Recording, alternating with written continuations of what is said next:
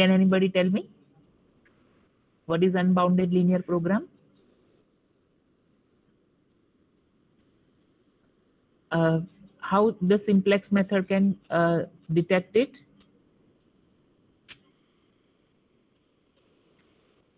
So then I told you that if there is some entering variable, okay, that tries to comes to the basic solution, but there is no leaving variable, okay. So there is something which can try to enter. That means there is some Cj minus Zj which is still greater than 0, and but there is no leaving variable, okay.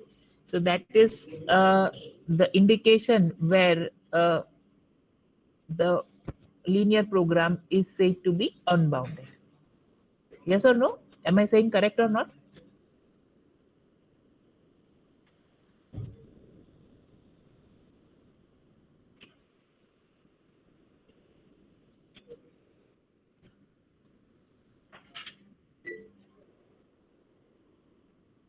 Okay, fine.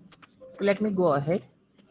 Uh, so the next is I'll take an example of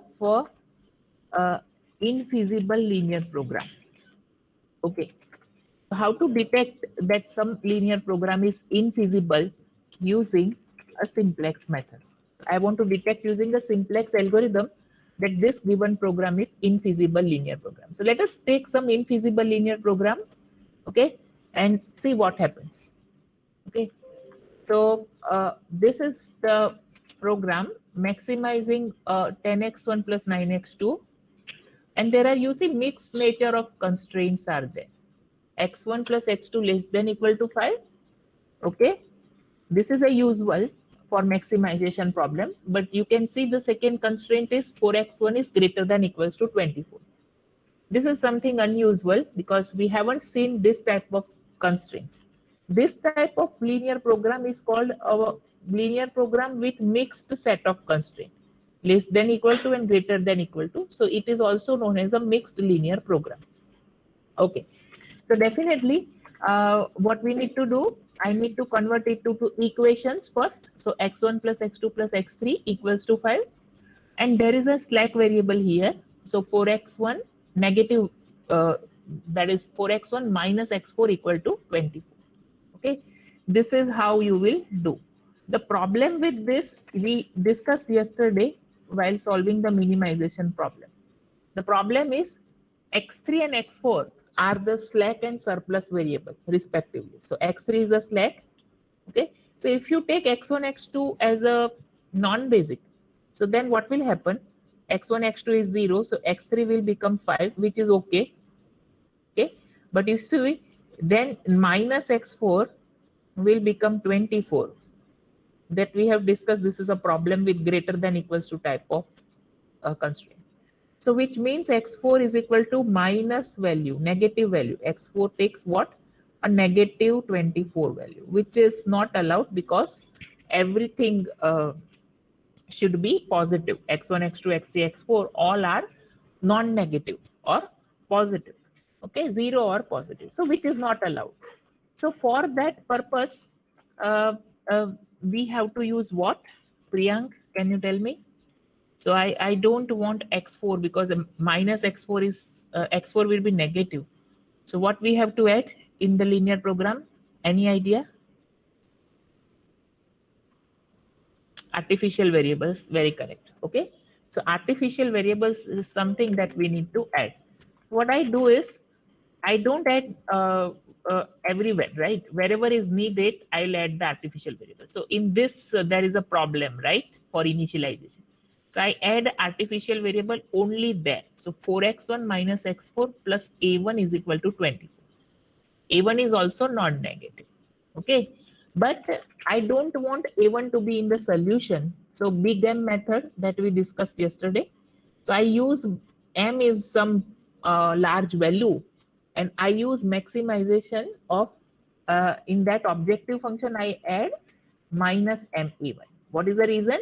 Because if A1 is increased, this value 10x1 plus 9x2 minus MA1 will decrease.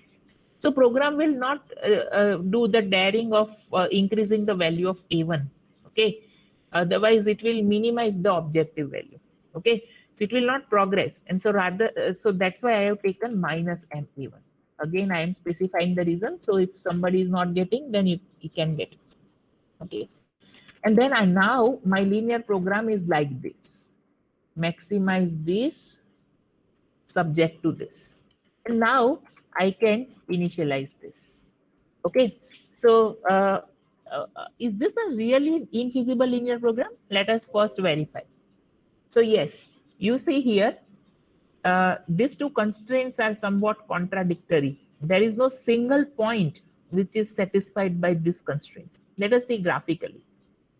So x1 plus x2 less than equal to 5 is this region, this triangular region. Okay, this is 0, 5, this is 5, 0, this is x1 plus x2 equals to 5. So this is this region. And 4x1 is equal to 24. If you see this one, it means x1 equal to 6. So which is a x1 vertical line, x1 equal to 6. Okay. That means x1 greater than equal to 6 is this region, this side. And you see there is no single point even which satisfy both the constraints, which means that this is an infeasible linear program. Okay. The question is how to detect it using the simplex method. So let us start with the table because now I can use this. So how many variables I have? 5. x1, x2, x3, x4, a1. What are the basic variables? x3 and a1. Because a1 I have added so that I can start the table. Okay, so x3 and a1. What are the coefficient of x3 and a1? 0 and minus m in the objective function. x3 is 0, a1 is minus m. Then I initialize the table x1 plus x2 plus x3 equal to 5. So 1, 1, 1, 0, 0, right hand side is 5. Then similarly 4, 0, 0, minus 1, 1. Okay, is equal to 24. And now you see, if you do Cj minus Zj, you first do Zj. See, x3 and a1, there should be 0 here in Cj minus Zj because x3 and a1 are basic. Okay, that you can also verify. Okay, you can directly also put. So, I mean, now you see 0 into 1 minus m into 4. Okay, so that is minus 4m. 10 minus 4m, which is 4m plus 10. Okay, same way, 9 minus 0 is 9. This is m, 0 into 0, minus m into minus 1. So, plus m. So, 0 minus m is minus m. And now you can see the highest value which I can insert is this one. So I can 4m plus 10 is the highest value. So this is a key column. This is a key column. Okay. And if you find the ratio, can I find the ratio? Yes. Both are positive. 5 divided by 1, 5. 24 divided by 4, 6. Which is a limiting value theta. Which is there. So now definitely I will leave the minimum ratio rule. So I leave what? x3. So x3 exits the solution. And what comes? x1 enters. So x1 enters, x3 leaves. And if I rewrite it, okay, so pivot is 1. So the first row remain unchanged, right? 1, 1, 1, 0, 0. If you divide by 1, it will unchanged. The second row, you just do that old value minus key row into key column, divide by the pivot, and you will get this. Okay, you can verify it. Okay, so you can verify this 4. So 24 minus 5 into 4 divided by 1. So 24 minus 20 is 4, which is this. So now if you find a Cj minus Zj, okay, so x1 and a1 are basic. So under x1 and a1, you will be getting 0, even if you try. Okay. And for this will be 10 plus 4m, 9 minus 10 minus 4m. So it is minus 4m minus 1. Same way the dot product of this will be 10 plus 4m, and 0 minus, so means minus 4m minus 10. Same way here it is minus m. Now you see, we reached terminating criteria, right? Every Cj minus Zj is less than equal to 0, which means I reach to terminating criteria. Okay, I reach to termination. Okay, so yes, because all are negative or 0. So nothing can enter. But if you notice one thing, even after termination, artificial variable is a basic variable with a value 4. A1 is 4, x1 is 5, which should not happen actually, because artificial variable is meant for just starting, right? And which should eventually disappear from the basic variables. But here what happened? Simplex terminated, but still artificial variable is still there in a solution with a strictly positive value. You see, A1 is a positive value. Okay, that is allowed, right? A1 is greater than equal to 0. X1 is 5. So which means that this program is infeasible. So remember, what is infeasible?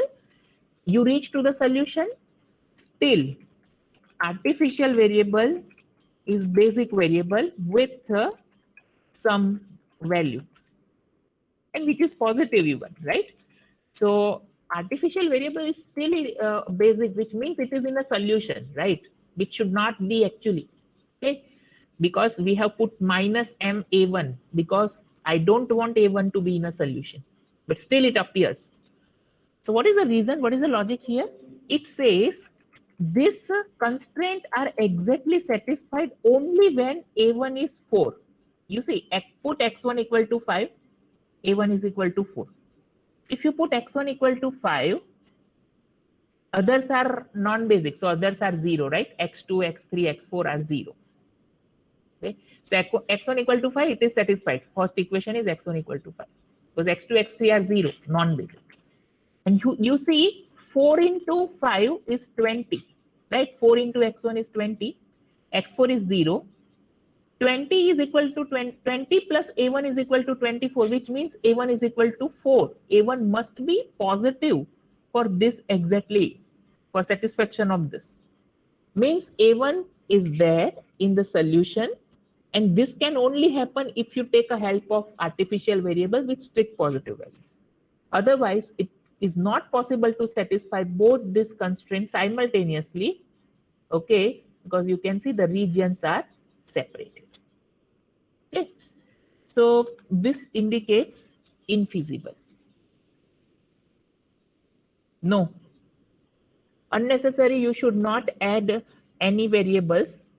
You can add if some, you cannot start the table, because for example, if the constraints are like this, 5x1 plus 2x2 greater than equals to 10, if something like this is there, so I have to write is an equation 5x1 plus 2x2 minus x3, for example,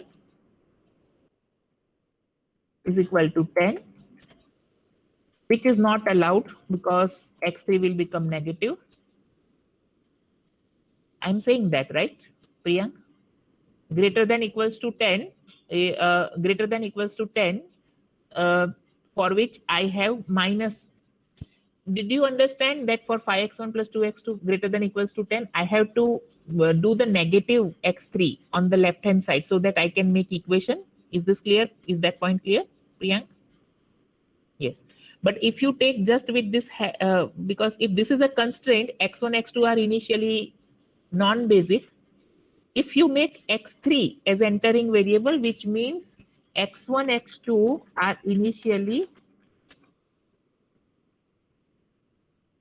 non-basic variables. So they are set to 0. So what will happen? Minus x3 is equal to 10, which means I start with x3 is equal to minus 10, which is wrong because x3 cannot take a negative value. Okay, why minus instead of plus? Okay, okay, fine. Let me give you, yes, that should be a basic question. 15 is greater than equals to 10. Is this correct? 15 is greater than equals to 10, Priyank? Yes. So what should I subtract?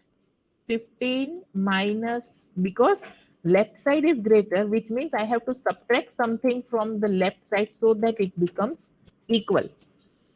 So if something left side is greater than the right hand side, I have to subtract something so that I can make exactly equals to. Are you getting what I am saying? Yes. So, and similarly, if something, let's say 10 is less than equal to 15, okay, this is also correct, which means I have to add something positive. And that's why earlier, when the constraint is less than equal to, I add positive on the left side. While if it is greater than equal to type of constraint, I subtract some positive from left side. Is this clear, Priyank? Yes. Okay. So if I'm sorry because I understood that people realize this easily, but still, if you have any doubt in any of the single step, then you can ask me. Okay. Otherwise, it's not just any how I am putting plus minus and everything, right? Everything has a logic. If you don't understand, please ask me. Others getting? Others? Other than? Yes. Okay. Fine. Okay. So you see, optimum, you can realize general problems we solved optimally. Unboundedness. Yesterday we have seen infeasibility. Okay, this is fundamental theorem of linear programming that I told you earlier. Okay. See, earlier there was a question by some students that why only corner points have the optimal solution. Okay, if there are any corner points, why only corner points having the optimal solutions? If that person is present, so I will tomorrow, in the lab session, I will give you the proof or idea about why only the corner points are having the solution. Okay. They are boundaries, right? They are the boundaries. But the question was, can be the reason. Yes. But I think one student, Jagdish, I think he wanted to have a proof of that. So in regular classes, I don't have that much time because I have something else to cover. Okay. So I thought of covering that idea of proof in the lab session. Okay. If Jagdish is present, he can respond. Okay. Fine. So let us go ahead. Now we will see something which is very important, duality. Now there is something called, this is very good theory, right? It's not just a theory. It is very helpful in practical life. So there is something called primal. There is something called dual. Okay. If somebody is interested in optimization techniques and read the literature, these are the two often terms, primal and dual. Okay. Right now, whatever you were learning was a primal problem. Okay. I can use something, I can convert that problem to some problem which is known as a dual problem. Okay. And how to do this, that is, we will see, which is very useful in optimization. Okay. Many a times, solving dual is easier than solving primal. So many people convert the problem to dual and then solve dual. And luckily, primal and dual have this relationship in the solution. So I can be very easily getting the solution of dual from primal and primal from dual. Very important topic like support vector machine in data science and machine learning. If you see the formulation, it has both the primal and dual, and they solve dual. So anyways, it is not the linear program actually. but still we are seeing the dual from the perspective of the linear programming. Let us see the theory behind it. Okay. So the principle of duality. Let us try to understand with the help of example. So this I am taking the very famous, starting from the first lecture, I am taking this example. And let us try to learn something about it. Okay. You see, these are the objective function and these two are the constraints. Actually, 4 constraints are there, including non-negativity. Okay. So I want to get an upper bound of Z without solving a board problem. I don't want to solve this using simplex. Okay. It could be too complicated for me, for example. But I just wanted to find out upper bound on Z. I want to maximize Z, right? Z is this, 10x1 plus 9x2. I want to optimize Z, maximize Z. But there should be some upper bound, right? 10x1 plus 9x2 cannot take more than this value. There should be some upper bound. Okay, it should be, because it is not infinity, right? It's not unbounded linear program. This has solution. I want to get an upper bound without solving this. Let us see how we can do that. Let us take the first constraint, 3x1 plus 3x2 less than equals to 21. What I can do is, I can multiply both the sides by positive value without changing inequality. Remember, if A less than equal to B, okay, if you do a negative, okay, then it will become greater than equal to, if you know this. Okay, it's just mean let 5 less than equal 7. Okay, but minus 5, if you do, is greater than minus 7. Okay, negative direction. So I mean, if you do multiply by a minus, then the inequality will change. If you don't know, please keep this in mind. But here I am multiplying by positive value both the sides, so inequality won't change. It will change only if it is negative value you are multiplying. So I am multiplying by 10, which is positive. Inequality won't change. What will happen? It will be 30x1 plus 30x2 less than equal to 210. Multiplying both the sides by 10. This is same, right? And now, definitely, since x1 and x2 are non-negative, 10x1 plus 9x2, you can see each of the term. This 10 is less than 30 and this 9 is less than 30. So definitely the sum of 10x1 plus 9x2 is less than equal to sum of 30x1 plus 30x2. Because x1, x2 are non-negative, right? And you know 30x1 plus 30x2 is less than equal to 210. So eventually, okay, I can also write 10x1 plus 9x2. What is the value that it can take? Maximum value it can take, or 210. Okay, so I can directly relate this with this. Okay, 10x1 plus 9x2 less than equal to 210. Okay, is this clear? Up to this, what I have done, it's just a arithmetic, but still I want to ask you a question. So yes, okay, fine. So can I say what is 10x1 plus 9x2? It is an objective function, which is z. Is z, which means z can take value maximum 210 or less than that. So can I say 210 is a bound? That is an upper bound, because z can take maximum 210 or less than value. So 210 is what? An upper bound. Upper bound for what? For this 10x1 plus 9x2. For this 10x1 plus 9x2, which is a z, this is a z, the upper bound is 210. Okay. But is this a really good bound? Okay. Yes, if you recall, what was the answer that we get for this? That we have solved this, right? What was the answer?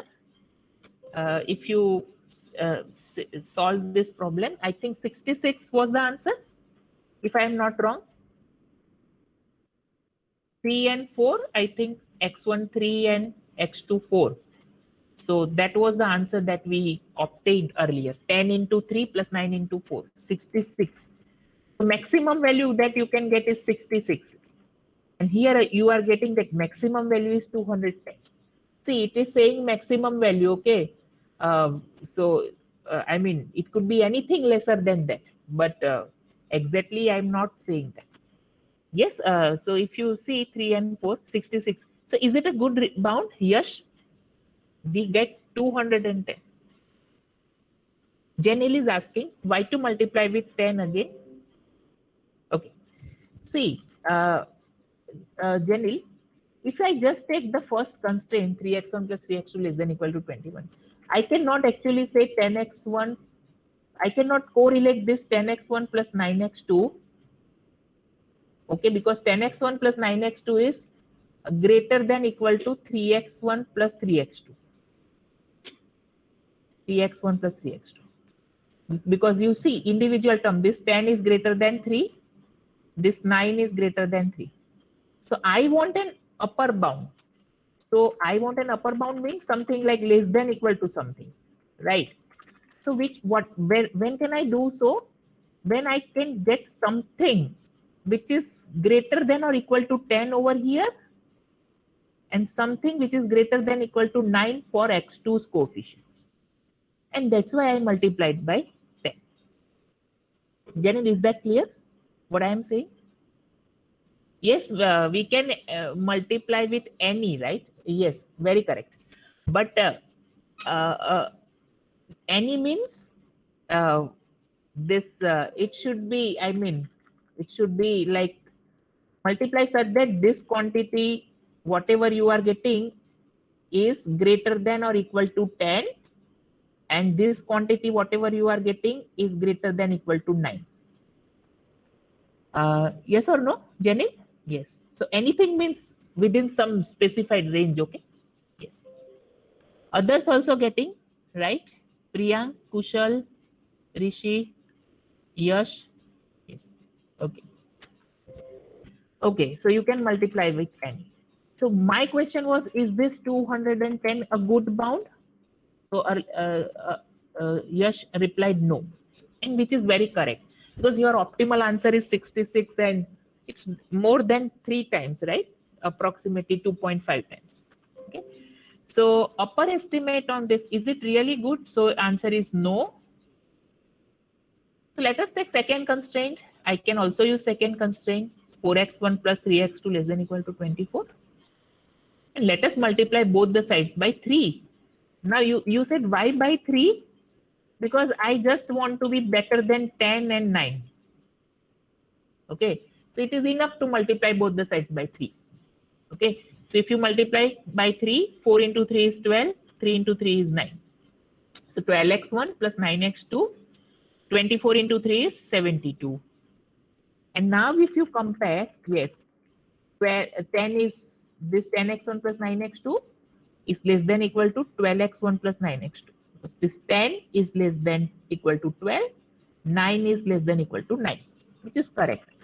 And 12x plus 9x2 is less than equal to 72, which eventually means 10x1 plus 9x2 is less than equal to 72. And now you can see earlier I got TED less than equal to 210, which is very bad bound.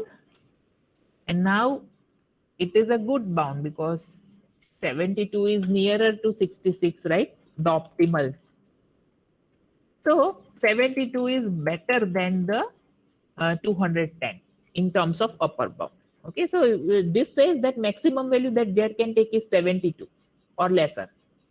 Okay, so it is very much near to the optimal, which is 66. So I hope, you get the idea. You cannot play around with these equations.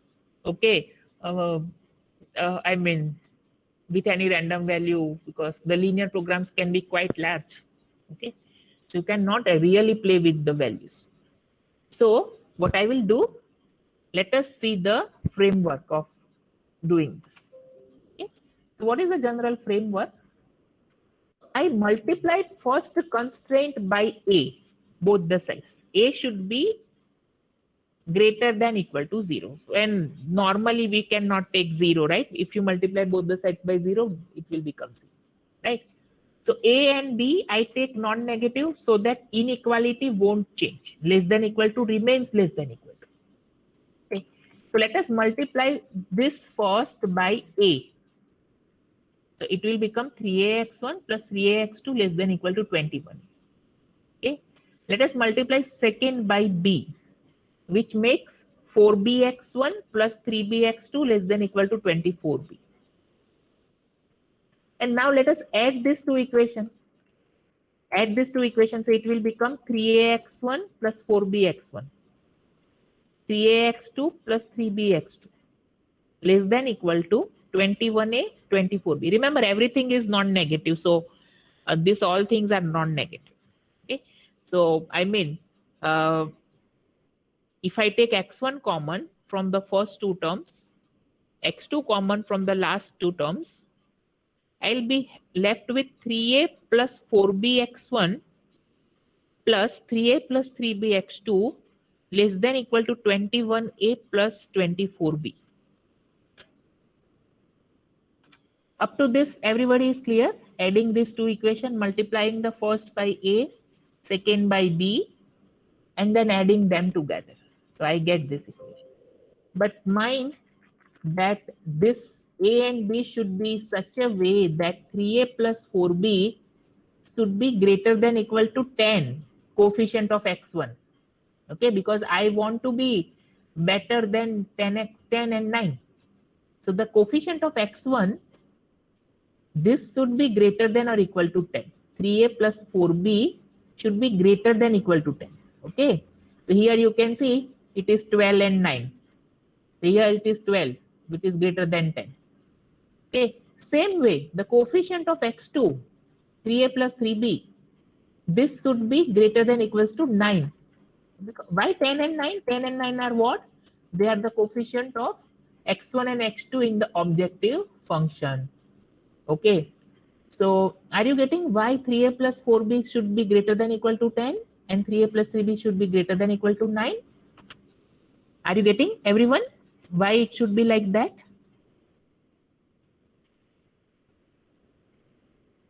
Yes. Priyank, are you getting? Is this clear? Yes. Okay. So now actually my goal is changed now. I want to find A and B.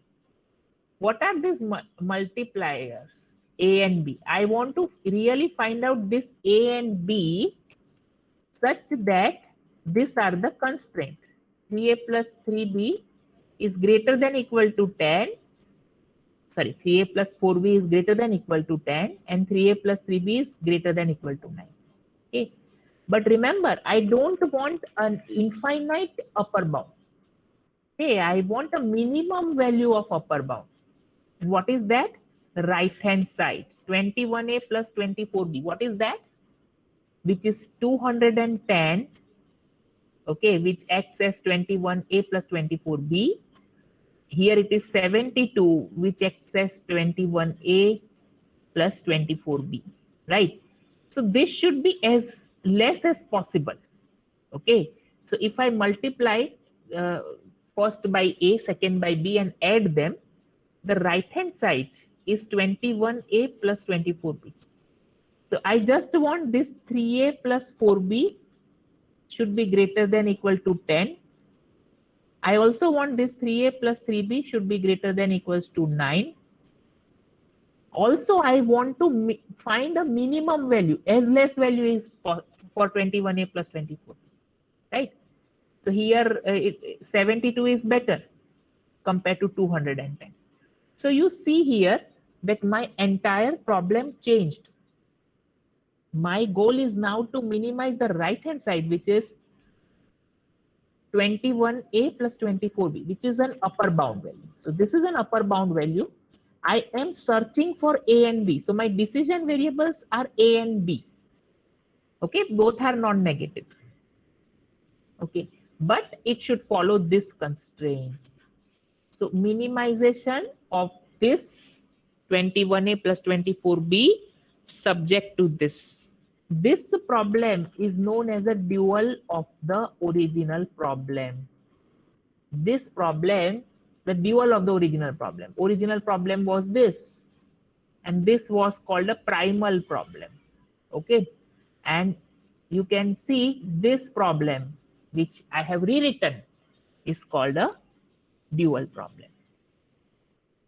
Okay, there is something to note about that. Original and rewritten problem. I want to say that as far as the linear program is concerned, this I say generally, say anybody could be primal and anybody could be dual. I mean, these are just the names, right? If I say this as a primal, then this will be dual. If I say this as a primal, then this is a dual. Okay, so these are just placeholders, right? Primal and dual. Okay, so primal is this, then dual is this. Important thing is to note down is what? If the original problem, which is a primal, is maximization type, then rewritten dual is a minimization type. Notice following things. Whatever is on the right hand side of the constraint 21 and 24, those things will become in the objective function. So 21 into something, 24 into something. I change the new variables y1, y2, which is nothing but a and b. Rather than writing a and b, I write y1, y2. So you see, the right hand side of the constraint, they become the coefficient in the objective function. You map this to this 21 over here and 24 over here. Okay. Moreover, you see where in original primal, the coefficients of objective function 10 and 9, they are where? Yes, primals objective functions and 10 and 9. Where are they in the dual? Can you say? This 10 and 9, where are they?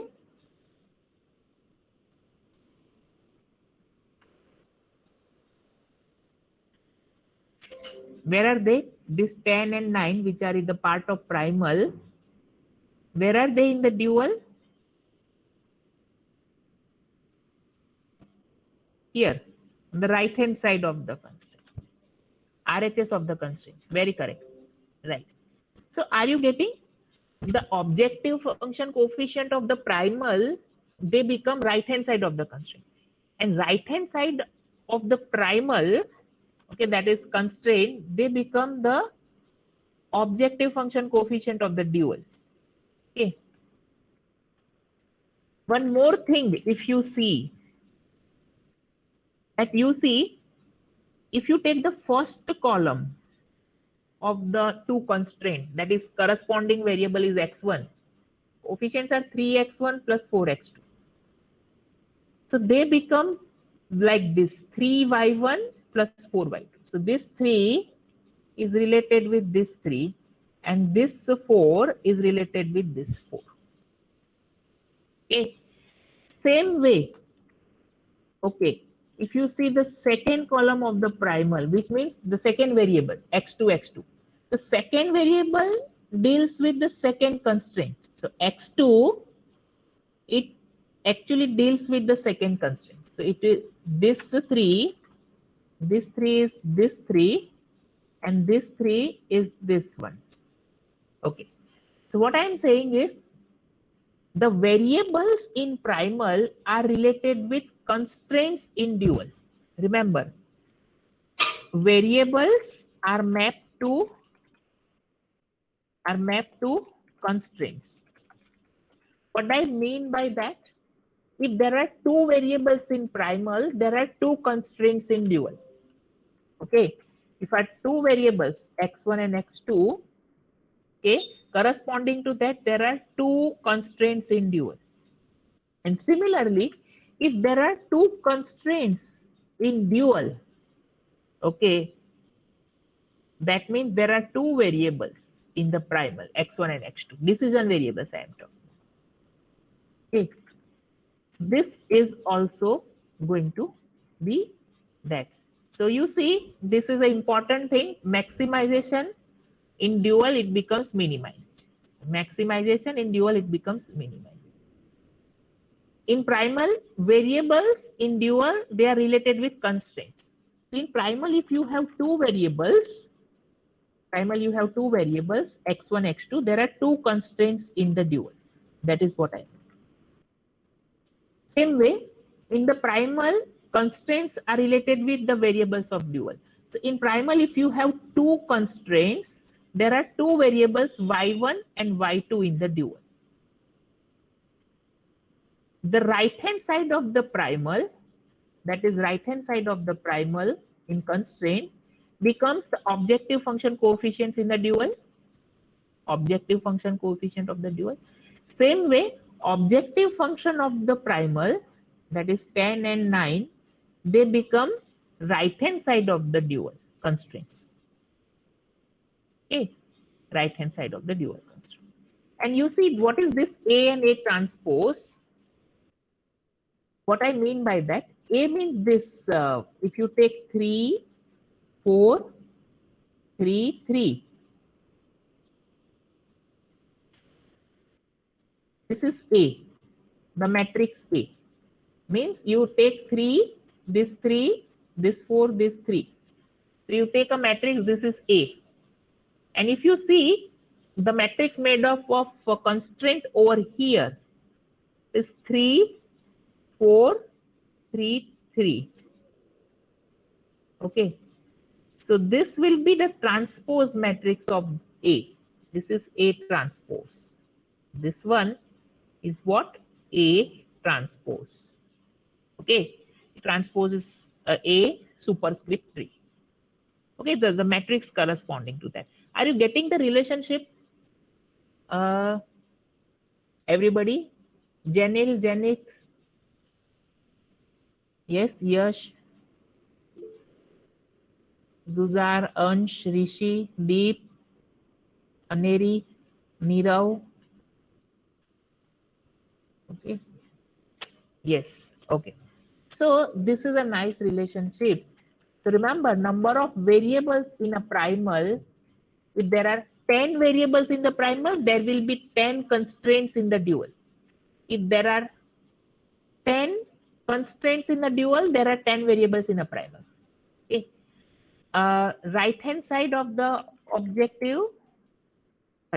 constraint in primal becomes coefficient of objective function in dual. And see, rather than saying directly, I told you using an example.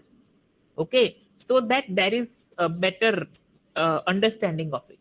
Otherwise, I would have told you the rules and you would have converted it to easily. So if you are given a primal, you can write a dual easily. How? Take this, write it here. Take this 3y1 plus 4y2 greater than equal to 10. Remember, in if the constraints are less than equal to, here it becomes greater than equals to.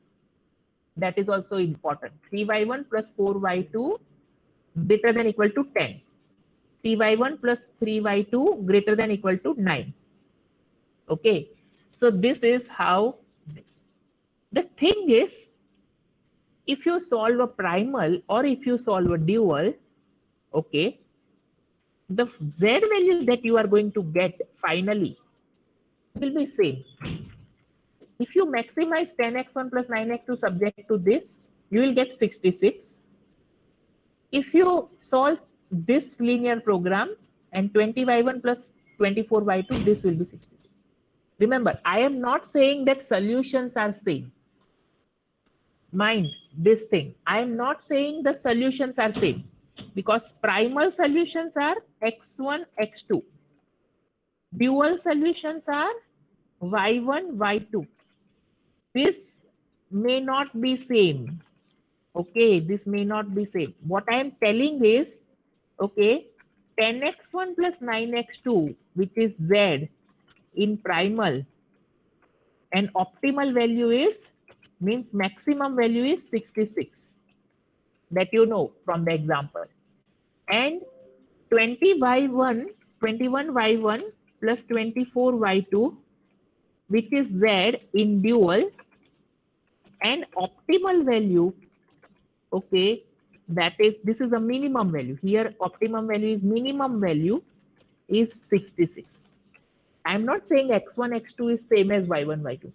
Solutions may be different. If you solve primal, how you can solve this? I give you this as an exercise. How you can solve this? I can solve this using simplex, this rewritten problem.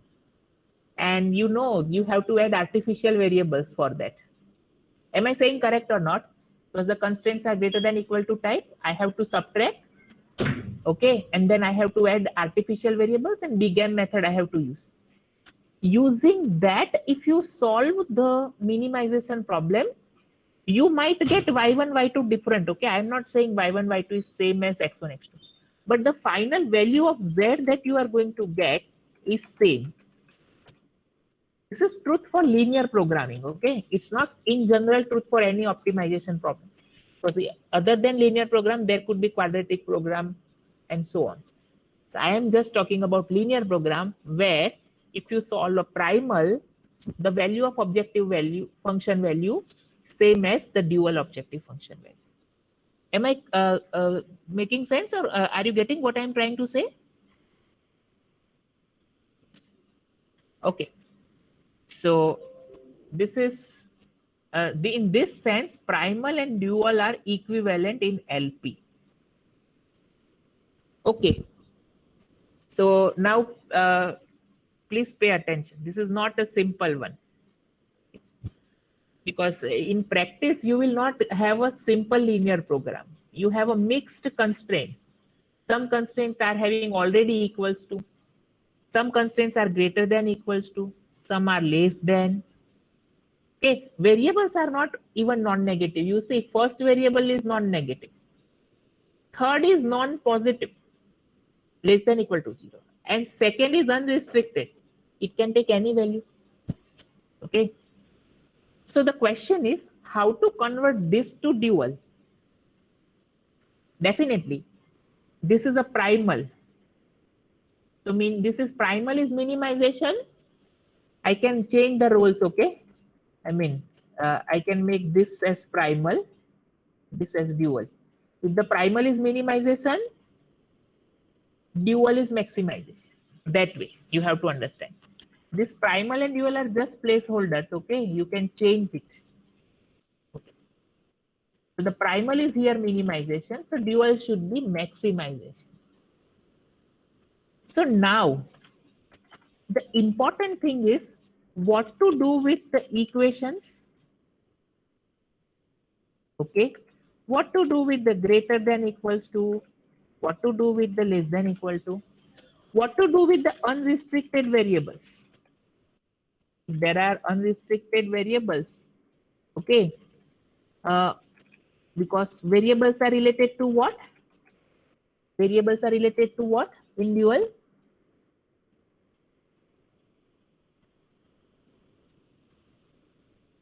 Constraints. Very, very correct.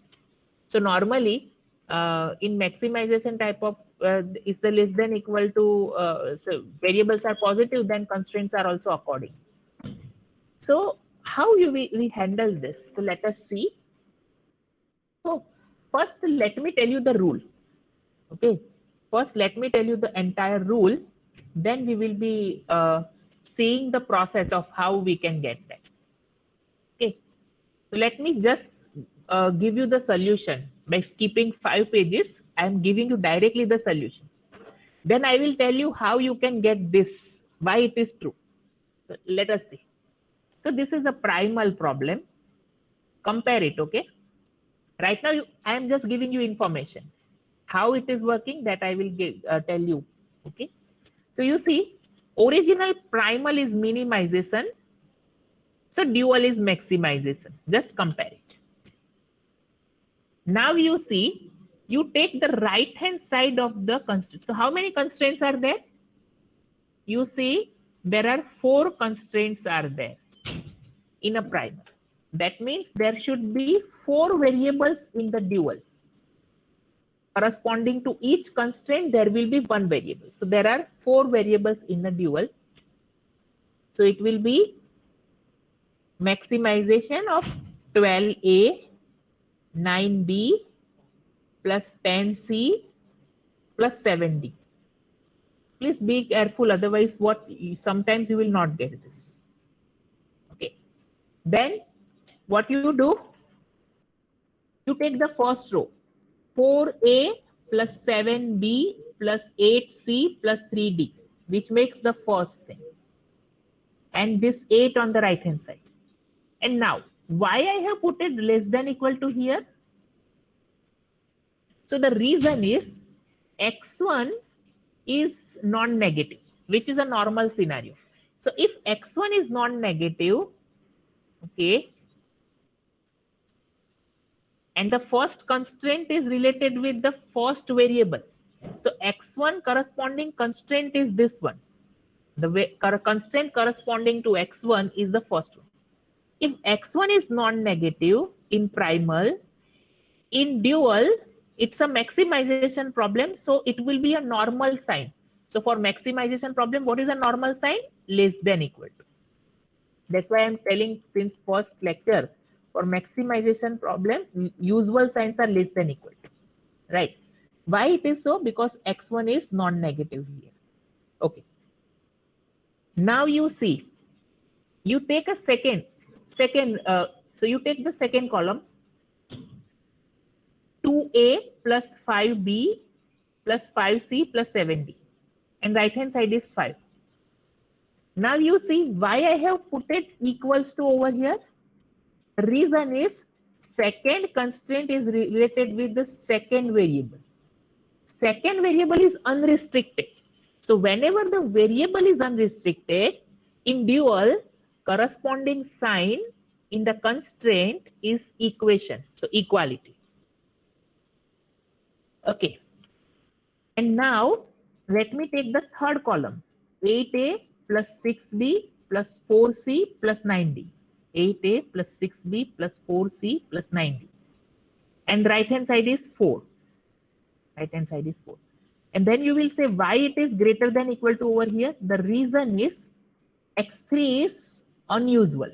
Because normal is what? Greater than equal to 0. So x3 is unusual in primal, means less than equal to 0. Then corresponding constraint, the third constraint will also be unusual in dual. What do you mean by unusual in dual? Or not normal, not so-called normal. For maximization type of problem, constraints are having generally less than equal to sign. But if you have a greater than equal to, it would be unusual. Okay. So how to keep this sign is important. Remember, if original primal has a non-negative variable, it would be a usual convention. So if the dual is maximization type, you have to put less than equal to. If the dual is minimization, you have to put greater than equal to. It would be normal. If it is unrestricted variable in primal, the corresponding constraint is equation. If it is opposite of what is called normal, then the corresponding constraint is greater than equal to. And now one last thing. Okay, how this came is we will see. Okay, afterwards. This I just wanted to give you example. Now you see the variables. Why A is unrestricted?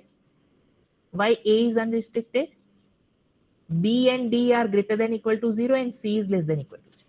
Why is it so? The variables in a dual are related with the constraints in the primal. So the first variable is A, is unrestricted because the first constraint is equals to in the primal. Since the first constraint is equals to in the primal, the first variable is unrestricted in a dual. Second variable B is related with the second constraint. Second constraint is okay with minimization because for minimization, what is the definition of normal? Is greater than equal to. So corresponding variable B, and you see the fourth constraint, the corresponding variable is D. Both are greater than equals to type, which is normal in minimization. So which means corresponding variables B and D are non-negative, which are normal. But you see, third constraint in this primal is not so-called normal, because primal is minimization and the sign is less than equal to is unusual. So which means the third variable, which is C, is not so-called normal in dual, which is less than equal to 0. And that way I am correlating. Remember, there are 4 constraints in primal, which means there are 4 variables in dual, A, B, C, D. There are 3 variables in primal, which means there are 3 constraints in dual. But the important thing is sign of the constraint. It's determined by the variables in primal. Similarly, variables in dual are determined by sign of the constraints in a primal. Okay. So if it is equals to, first constraint is equal to, variable is unrestricted.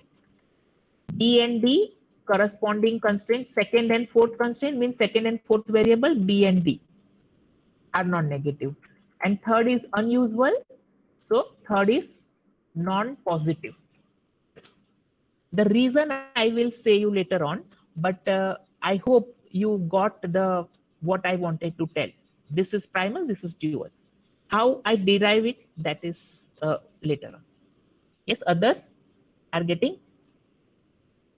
Yash, Kushal, Janil, Abhi. Yes, fine. Okay, okay. So thank you so much. We'll meet in the lab tomorrow. Whatever is covered and whatever is uploaded is a part of syllabus signage. Okay. Whatever is covered till date and tomorrow in lab also will be part of the syllabus. You have to also attend the lab, okay, for proper understanding of syllabus. Okay, fine. Okay, thank you so much.